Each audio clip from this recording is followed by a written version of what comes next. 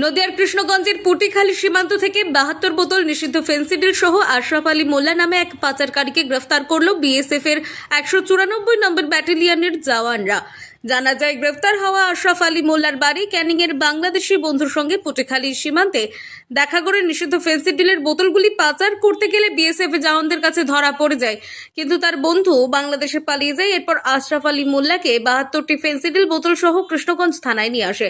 মঙ্গলবার কৃষ্ণগঞ্জ থানার পুলিশ প্রশাসন ধৃতকে আদালতে পাঠায়। অন্যদিকে এই পাচার চক্রের সাথে আর যদি কেউ যুক্ত থাকে তার খোঁজও তল্লাশি করছে কৃষ্ণগঞ্জ থানার পুলিশ।